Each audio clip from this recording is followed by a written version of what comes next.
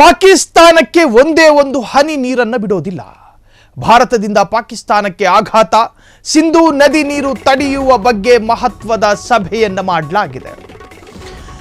ಪಾಕಿಸ್ತಾನಕ್ಕೆ ಒಂದೇ ಒಂದು ಹನಿ ನೀರನ್ನು ಬಿಡೋದಿಲ್ಲ. ಭಾರತದಲ್ಲಿ ಉಗಮವಾಗಿ ಭಾರತದ ಮುಖಾಂತರವಾಗಿ ಪಂಜಾಬು ಪಾಕಿಸ್ತಾನ ಸೇರುವಂತಹ ಸಿಂಧೂ ನದಿ ಭಾರತದ್ದೋ ಅಥವಾ ಪಾಕಿಸ್ತಾನದ್ದೋ, ಐತಿಹಾಸಿಕವಾಗಿ ವಿವಾದದಲ್ಲಿರ್ತಕ್ಕಂತಹ ಸಿಂಧೂ ನದಿ ಅದು ಭಾರತದ್ದೇ ಆಗಿರುತ್ತದೆ ಎನ್ನುವಂತಹ ವಾದ.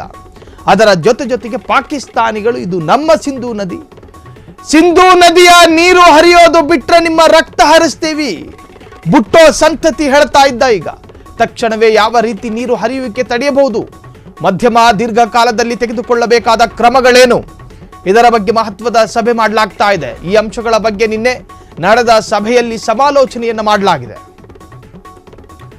ಸಿಂಧೂ ನದಿ ನೀರಿನ ಅತ್ಯಧಿಕ ಬಳಕೆಗೆ ಕ್ರಮಗಳ ಬಗ್ಗೆ ಚರ್ಚೆ, ಐತಿಹಾಸಿಕ ನಿರ್ಧಾರವನ್ನು ತೆಗೆದುಕೊಂಡಿದೆ. ನೋಡಿ, ವೈಜ್ಞಾನಿಕವಾಗಿ ಎಷ್ಟು ಸರಿಯಾಗುತ್ತೆ ಅಂತ ನೋಡಿ. ಪ್ರಕೃತಿ ದತ್ತವಾಗಿ ಹರಿಯುವಂತಹ ನೀರು ಅದೇ ಒಂದು ಮಾರ್ಗವನ್ನು ಮಾಡಿಕೊಂಡಿರುತ್ತೆ. ಒಂದು ವೇಳೆ ನಾವು ಅದನ್ನು ಬಂದ್ ಮಾಡಿದರೆ ಅಲ್ಲಿ ಬ್ಲಾಕ್ ಆಗಲ್ಪಟ್ಟ ನೀರು ಎಲ್ಲಿ ಕಳಿಸ್ತೀವಿ, ಎಲ್ಲಿ ಕಳಿಸಕ್ಕಾಗುತ್ತೆ?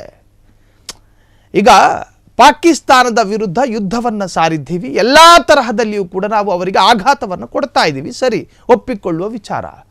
ನಾವು ಬ್ಲಾಕ್ ಮಾಡಲ್ಪಟ್ಟಂತಹ ಸಿಂಧೂ ನದಿಯ ಅಣೆಕಟ್ಟೆ ಅಥವಾ ಆ ಬಾರ್ಡರ್ ಏರಿಯಾದಲ್ಲಿ ನದಿ ನೀರು ನಿಂತುಕೊಳ್ಳುತ್ತೆ. ನಿಂತುಕೊಂಡ ನಂತರ ಎಲ್ಲಿಗೆ ಹೋಗುತ್ತೆ? ವೈಜ್ಞಾನಿಕ ಸೂತ್ರಗಳು ಬೇಕಲ್ಲ. ಸಿಂಧೂ ನದಿ ನೀರಿನ ಅತ್ಯಧಿಕ ಬಳಕೆಗೆ ಕ್ರಮಗಳ ಬಗ್ಗೆ ಚರ್ಚೆ.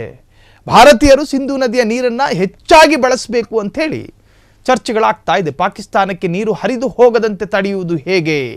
ತತ್ಕ್ಷಣವೇ ಯಾವ ರೀತಿ ನೀರು ಹರಿಯುವಿಕೆ ತಡೆಯಬಹುದು? ಮಧ್ಯಮ ದೀರ್ಘಕಾಲದಲ್ಲಿ ತೆಗೆದುಕೊಳ್ಳಬೇಕಾದ ಕ್ರಮಗಳೇನು? ಈ ಅಂಶಗಳ ಬಗ್ಗೆ ನಿನ್ನೆ ನಡೆದಂತಹ ಸಭೆಯಲ್ಲಿ ಸಮಾಲೋಚನೆಯನ್ನು ಮಾಡಲಾಗಿದೆ. ಸಿಂಧೂ ನದಿ ನೀರು ಒಪ್ಪಂದದ ಬಗ್ಗೆ ಮೋದಿ ಸರ್ಕಾರ ಐತಿಹಾಸಿಕ ನಿರ್ಧಾರವನ್ನು ತೆಗೆದುಕೊಂಡಿದೆ. ಒಂದೇ ಒಂದು ಹನಿ ನೀರು ಪಾಕಿಸ್ತಾನಕ್ಕೆ ಹೋಗದಂತೆ ನಾವು ಕ್ರಮಗಳನ್ನು ಕೈಗೊಳ್ಳುತ್ತೇವೆ. ಕೇಂದ್ರ ಜಲಶಕ್ತಿ ಸಚಿವ CR ಪಾಟೀಲ್ ಹೇಳಿಕೆಯನ್ನು ಕೊಟ್ಟಿದ್ದಾರೆ. ಆದರೆ ಇದು ಅತಿದೊಡ್ಡ ಸವಾಲು. ಹೇಳಿದಂತೆ ಸುಲಭ ಖಂಡಿತವಾಗ್ಲೂ ಅಲ್ಲ. ಒಂದು ಪ್ರಮಾಣಕ್ಕಿಂತಲೂ ಅತ್ಯಧಿಕ ಪ್ರಮಾಣದ ನೀರು ಸಂಗ್ರಹವಾದರೆ ಅಲ್ಲಿಯೂ ಕೂಡ ಒಂದಷ್ಟು ದುರಂತಗಳ ಅಥವಾ ಅಪಾಯದ ಮುನ್ಸೂಚನೆ. ನಾವು ತಡೆದಂತಹ ನೀರು ಆ ಡ್ಯಾಮ್ ಅನ್ನ ಕೊಚ್ಚಿ ಮತ್ತೆ ಸೇರುತ್ತೆ, ಅವರ ಪಾಕಿಸ್ತಾನಕ್ಕೆ ಹರಿಯುತ್ತೆ.